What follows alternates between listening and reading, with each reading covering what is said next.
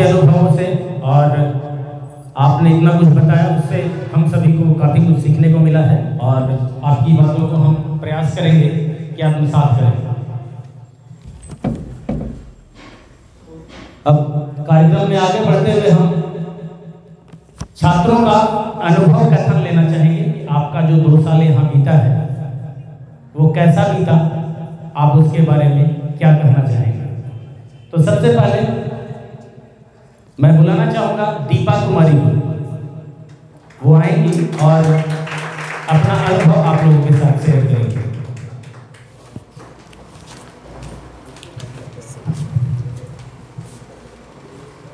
Very good morning to everybody.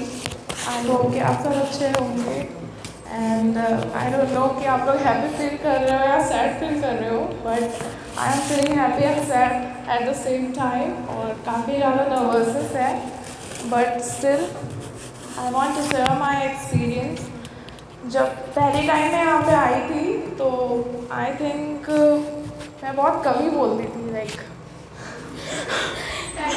मैं काफ़ी कम ही बोलती थी, पीछे बैठ करके ओनली जो कुछ भी सर पढ़ाते थे उसका जितना जवाब चाहिए होता था उतना ही, और काफ़ी ज़्यादा इंटरेक्शन नहीं हुआ था मेरा यहाँ के स्टूडेंट्स के साथ। लेकिन मुझे लगता है ढंग से 1 सप्ताह भी नहीं बीता होगा and I became so Frank, और सर के साथ भी यहाँ के स्टूडेंट्स के साथ भी एंड मुझे अभी तक याद है सर के साथ ऐसा इंटरेक्शन है मेरा, और सर की एक बात है जो मैं कभी नहीं भूलूंगी एंड दैट इज़ कि सर हमेशा बोलते हैं कि अभी हंस रही हो ना, बाद में मैं वीडियो कॉल करके हंसूंगा। That is the thing which I never forget. और मुझे नहीं लगता है कि यहाँ का कोई भी बच्चा इस चीज़ को भूलेगा जिसको सर ये बोले हैं, and I will literally want कि सर ऐसा करें ताकि मेरे को मतलब ऐसा लगे कि देयर इज समवन जो मेरे पीछे है एंड अगर मैं नहीं बनूंगी कुछ भी तो he will be there to say me. हंसती थी ना, पता चल गया। तो होना चाहिए, सब लोग कहते हैं कि अपने जो ड्रीम्स होते हैं लोगों को शेयर नहीं करना चाहिए किसी के साथ, बट आई थिंक कि ऐसा नहीं होना चाहिए। इफ़ यू हैव ड्रीम, अगर आप किसी चीज़ को ड्रीमिंग कर रहे हो तो आई think you should share it with everybody, क्योंकि कभी ऐसा होता है कि आप बन जाते हो, खुदा न खास्ता अगर ऐसा ना हो, बट होता है कि मतलब जो लोग ड्रीमिंग करते हैं जब तक आप ड्रीम नहीं करोगे तब तक आई डोंट थिंक कि आप कुछ अचीव कर पाओगे, क्योंकि आपके पास कुछ ऐसा होगा ही नहीं कि किसी चीज़ को आप जब तक ड्रीम नहीं करोगे तब तक आप उसको पाओगे कैसे। एंड आई थिंक कि अगर आप किसी चीज़ का ड्रीमिंग कर रहे हो तो उसे प्लीज़ शेयर करो किसी के साथ, क्योंकि आप अगर शेयर करते हो किसी भी चीज़ को ना तो सामने वाला सोचता है कहीं ना कहीं आपके बारे में, if she is thinking her well then why don't I, तो वो आपके साथ कहीं ना कहीं कनेक्ट करता है खुद को और वो भी ड्रीमिंग करने लगता है। So I think you should dream. And रहा बात मेरे एक्सपीरियंस का, तो सबसे पहली बात तो ये है कि मैं 12th में साइंस लेना ही नहीं चाहती थी, and this is reality. Please laugh sir, ये सच है। और हेलो, तो ये बिल्कुल सच है। और मुझे लगता है कि 6 मंथ्स तो मैं डायलेमा में रही थी, ऐसा कि जैसे ही 6 मंथ बीतेगा एंड स्ट्रीम चेंज करने की बारी आएगी तो मैं चेंज कर लूँगी, मैं आर्ट्स ले लूँगी।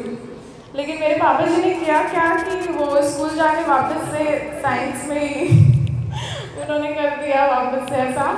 तो फिर से मुझे लगा कि चलो अब जो है यही है, अब टाइम है कुछ कर लेने का तो कर लेते हैं। वैसे बाकी सारे सब्जेक्ट्स का तो मुझे नहीं पता, बट इंग्लिश, इकोनॉमिक्स, फिजिक्स, ये सारे सब्जेक्ट्स को मैंने शुरू से ही बहुत ज़्यादा स्ट्रेसफुल होकर के मैं नहीं पढ़ी हूँ।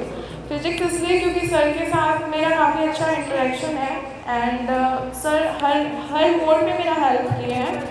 एंड काफ़ी मुझे अभी तक याद है, एक बार कोई टीचर थे जो मेरे घर पे आए हुए थे and he had asked me I think 3 questions, जिसमें से एक क्वेश्चन सिलेबस से आउट था और वो चीज़ मैं पढ़ी नहीं थी।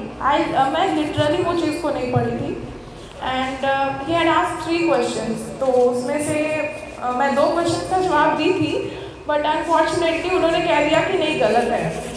तो उस टाइम पे सर और मैं सर को कॉल की थी एंड आई हैव सेड कि ऐसी ऐसी बात है।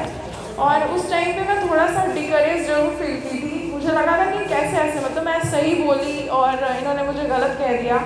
तो सर बोले थे कि देयर आर सम पर्सन्स जो आपको डिकरेज कराने के लिए ही आते हैं, उन्हें अच्छा नहीं लगता है कि आप मतलब दूसरे टीचर्स, वो टीचर्स के ज़रिए बच्चे को मतलब डिमोरलाइज करते हैं। तो मैं चाहती हूँ अगर जो जूनियर से आप प्रेजेंट है, अगर कोई टीचर आपके दूसरे टीचर का बुराई कर रहा है या ये कह रहा है कि वो टीचर अच्छे नहीं है या जो भी है, please ignore that, please omit that, क्योंकि ऐसा कुछ नहीं होता है। आप अगर किसी के पास गए हो सो आई डोंट थिंक कि आपको ऐसा करना चाहिए। और एक बच्चा कभी भी मतलब इस मुकाम पे नहीं पहुंचा होता है कि वो किसी टीचर की बुराई करे।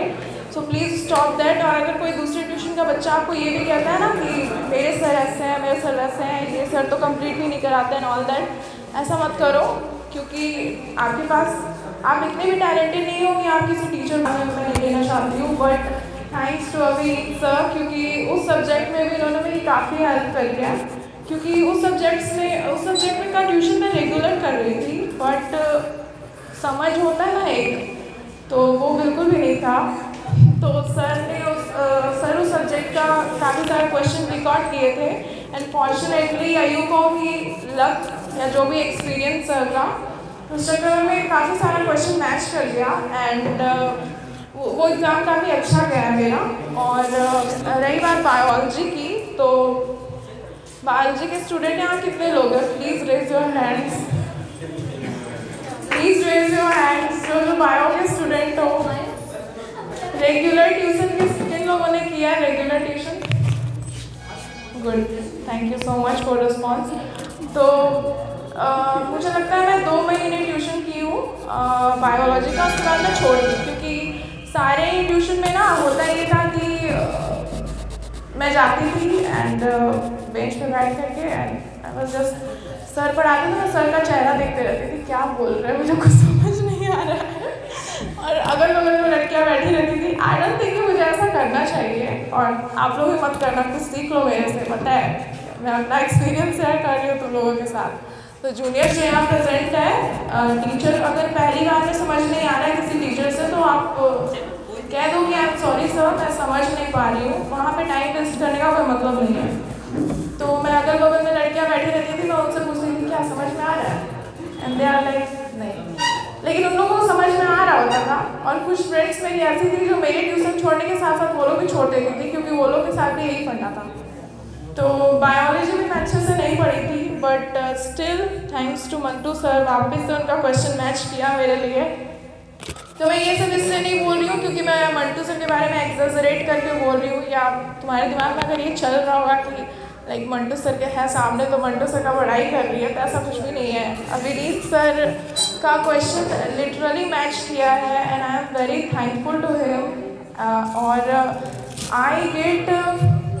I don't get a teacher, I get a parent who always had motivated me to do best, not only till class 12, he always has supported me कि इतना लंबा सोचती हो ना तो लंबा किया भी करो। और सर का एक डायलॉग आई थी, तुम सबको याद होगा, इट इज़ कि प्रोजेक्टाइल मारना बंद करो प्रोजेक्टाइल मारना बंद करो और पढ़ लो। तो तुम लोगों को भी यही बोलूँगी, प्रोजेक्टाइल मारना बंद कर दो और लिटरली पढ़ना स्टार्ट कर दो जूनियर्स को। और मेरे जो साथ वाले, और हाँ एक बात और, अभी मैं यहाँ पे भाषण दी हूँ ना, और दीपा सिंह का नाम ना याद मत रखना, लाइक अच्छा वो भाषण दी थी ना, चेक करो रिजल्ट कितना आया नंबर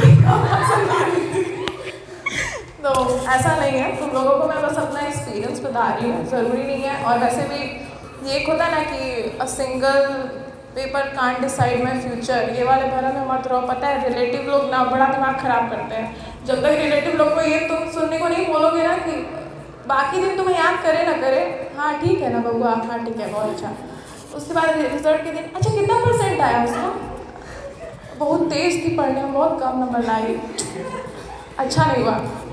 अब मुझे पता है, मैं अपना एक्सपीरियंस शेयर करती हूँ। मैं 10th क्लास में थी ना, तो एग्ज़ाम कैंसिल हो गया था पेंडेमिक के टाइम पे। मेरी क्लासमेट लोग भी यहाँ प्रेजेंट है, कोई कोई तो लोग को जानती होगी। तो आई वाज लाइक कि मेरा नंबर कॉल करके पूछना है कि कितना नंबर आया, तो हम बोले नहीं 63% आया। कितने ही लाई? हम बोले कि अरे यार पेंडेमिक में मैं एग्ज़ाम भी नहीं दी हूँ, एटलीस्ट लिखे बिना वाले में तो जज मत करो। एंड दे वर लाइक नहीं, वही हम लोग भी सोच रहे थे कि इतना पढ़ने लिखने में ठीक लड़की थी, इतना कम कैसे नंबर ला ली। उसके बाद फिर रिटन एग्ज़ाम मैंने दिया। आई थिंक एग्ज़ाम कैंसिल होने के बाद तो मैं आराम से अपने ग्रैनी हाउस में मज़े कर रही थी। उसके बाद तो कैंसिल होने के बाद आई डोंट थिंक कि कोई पढ़ना चाहता है, कोई भी नहीं। तो मैंने क्या कि मैं भी पढ़ना एकदम से छोड़ दी थी, बट मम्मा वाज लाइक कि नहीं, इतना पढ़ी है, इतना पैसे वैसे खर्च हुए हैं, यूँ ही तो थोड़ी जाएगा, तो पढ़ना पड़ेगा। तो मैं फिर भी पढ़ी, 1 महीने में exam the and I had scored 84%। तो उसके बाद फिर रिलेटिव्स ने कॉल किया मुझे वापस से, दे वर लाइक रिटन एग्ज़ाम दी थी ना, कितना नंबर आया? तो मैंने आया सेट कि 84% आया। हाँ बहुत अच्छा, हम लोग को पहले से विश्वास था। एंड ट्रस्ट में अगर मैं फिर से बोलती ना कि मेरा 63% आया, जाने दो क्या करेगी, पढ़ना लिखना तो वैसे भी नहीं था। तो रिलेटिव्स होते ही ऐसे हैं, तो सराउंडिंग पे ध्यान मत दो, do what ever you want. दूसरे के कहने पे खुद का करियर मत ये करो। वैसे भी मैं ही ये क्यों बोल रही हूँ, तो खुद मैं अपने पापा के चक्कर में साइंस ली हूँ। तो ऐसा कुछ नहीं है, ऐसा नहीं है कि साइंस लेकर के मैं पछता रही हूँ, नॉलेज गेनिंग था काफ़ी ज़्यादा। और साइंस के स्टूडेंट भाई साइंस के स्टूडेंट होते हैं। मैं बिल्कुल भी ये नहीं कह रही हूँ, वैसे लोग जो आर्ट्स को पढ़ाते हैं या जो भी आर्ट्स से रिलेटेड है, प्लीज़ डोंट थिंक कि मैं आर्ट्स को ऐसा ख़राब बोल रही हूँ, क्योंकि मैं खुद आर्ट्स की स्टूडेंट हूँ। लेकिन साइंस के स्टूडेंट का रुतबा ही अलग होता है, पता है। 3 लोग खड़े होंगे, साइंस आर्ट्स कॉमर्स, तो आप लोग देखना कि अक्सर बेल्टिंग ना साइंस की तरफ ही होता है। अच्छा साइंस के लिए ज़्यादा पढ़ना पड़ता होगा। एंड बायोलॉजी और मैथ्स में जो ये होता है, तुम लोग करते हो ना ऐसा डिस्क्रिमिनेशन, मैथ्स में ज़्यादा पढ़ना रहता है, बायो में कम पढ़ना रहता है, रट लो हो गया। यहाँ पे कुछ लोग कोई भी बायो स्टूडेंट को ऐसा नहीं होता है, पता है। दोनों हर सब्जेक्ट की अपनी वैल्यूज़ होती है, उसमें अलग अलग सबका अलग अलग कॉन्सेप्ट होता है, सबका अलग अलग पढ़ने का तरीका होता है। तो कोई भी सब्जेक्ट खराब या अच्छा नहीं होता है, it just depend on a student कि वो उसको किस तरीके से लेता है। और इस इंस्टीट्यूशन से मैंने काफ़ी अच्छा कुछ सीखा है और काफ़ी अच्छे अच्छे टीचर्स एंड राहुल सर, तो उनकी तो बात ही अलग है, उनको तो हर कोई जानता है, उनके लिए तो कुछ बोलना ही नहीं है, वो तो यहाँ पे प्रेजेंट भी नहीं है, तो उनकी बात ही अलग है। वो टीचर, उनके बारे में अगर मैं कहूँ ना, तो कहते हैं ना teacher first teachers with heart before they teach with mind, तो वो वैसे ही टीचर है, काफ़ी जॉली मूड में आपको पढ़ाते हैं। और पढ़ने के साथ साथ आप पढ़ने के साथ साथ एक होता है ना जॉयफुल मोमेंट क्रिएट करना क्लास में, this type of that person. तो ये इंस्टीट्यूशन काफ़ी अच्छा है, और वैसे लोग जो इसमें आना चाहते हो तुम लोग पूरा फैला दो। और यहाँ पे बैठे हुए जो हमारे चीफ गेस्ट हैं, आई एम सो सॉरी कि मैं कुछ बोली नहीं, बट ट्रस्ट मी, मैं आप लोगों को ना सच्ची में जानने का कोशिश करूँगी आगे। और ऑब्वियसली JSSC और UPSC तो अपना ड्रीम ही है, तो ऑफ कोर्स मैं आप लोगों को जानने की कोशिश करूँगी। थैंक यू वेरी मच यहाँ पे आने के लिए। And everybody, I am wishing you very best for your future. And मैं चाहती हूँ कि ये जितने सारे चेहरे मुझे दिख रहे हैं वो तुम लोग वापस से मिलो। एंड मैं चाहूँगी कि सब लोग अच्छे अच्छे मुकाम पर पहुँचो। एंड गर्ल्स जो भी ये सोच रही है कि हाँ, राजीव सर का वो डायलॉग याद है, मांग रही करके सब्जी बेचना, तो वैसा नहीं है। तो तुम लोग भी अच्छा अच्छा ड्रीम ऐसा देखो, पूरा करो। और I really adore everybody here. And काफ़ी ज़्यादा सैड फील हो रहा है कि ये लास्ट रियूनियन है, इसके बाद फिर तुम कहाँ हम कहाँ ये वाला होगा। But everybody, I will miss you and you all will be missed. Thank you very much.